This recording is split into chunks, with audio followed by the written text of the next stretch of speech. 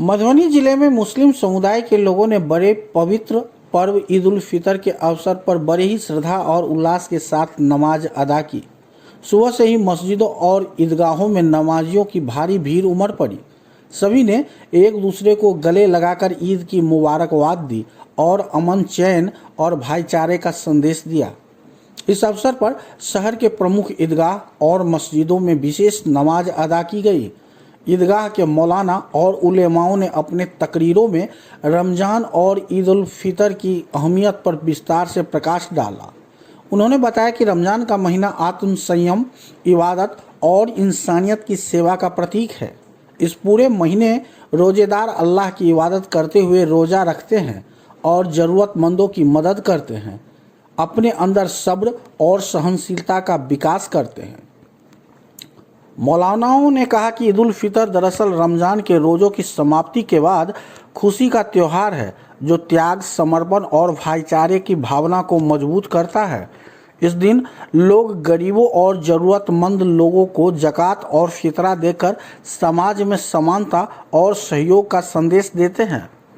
उन्होंने यह भी कहा कि इस्लाम हमेशा इंसानियत, शांति और भाईचारे का पैगाम देता है, जिसे हर किसी को अपने जीवन में अपनाना चाहिए।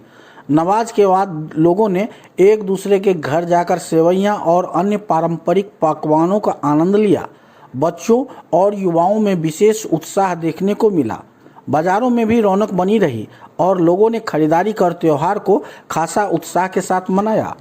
प्रशासन की ओर से भी सुरक्षा के व्यापक इंतजाम किए गए थे, जिससे त्यौहार शांतिपूर्ण माहौल में संपन्न हो सके। हर जगह पुलिस बल तैनात रहा और स्थानीय प्रशासन पूरी तरह मुस्तैद नजर आया। इस तरह मधुबनी समेत पूरे देश में ईद उल फितर का त्यौहार हर्षोल्लास, भाईचारे और सौहार्दपूर्ण वातावरण में मनाया गया, जो समाज में एकता और सद्भाव का प्रतीक बना। ईद उल फितर की नमाज की खासियत ये है कि ये हम तमाम लोग एकताई और मेलो मोहब्बत के जो ये पहचान है।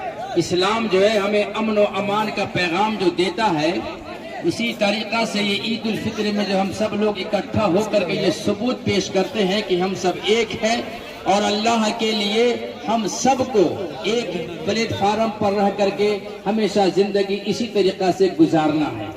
ये हमें ईद उल फितर में हमें ये भी सीख मिलता है कि अल्लाह के नबी मोहम्मद सल्लल्लाहु अलैहि वसल्लम ने जो हमें पैगाम दिया कि मुसलमानों हमेशा एकजुट रहोगे, तुम्हारे अंदर ताकत बनी हुई रहेगी और इसी एकताई की इबादत को अल्लाह रब्बुल आलमीन कबूल भी फरमा लेता है। और एक खुशी की बात ये भी है इस मर्तबा कि रमजान मुबारक के महीने में 5 जुमा आया, ये भी बहुत बड़ी खुशकिस्मती की बात है। और इस बार अल्लाह का ये भी कर्म है कि रब्बुल आलमीन ने इस बार ईद की नमाज का जो वक्त रखा गया, बड़े अच्छे मौके पर रखा गया और मौसम जिस तरीका से गड़बड़ हुआ था, फिर भी बाद में ये मौसम साफ हुआ। फिर बड़े इत्मीनान और आराम से हम नाजिरपुर के वासियों ने, सारे लोगों ने एक साथ ईद की नमाज अदा की।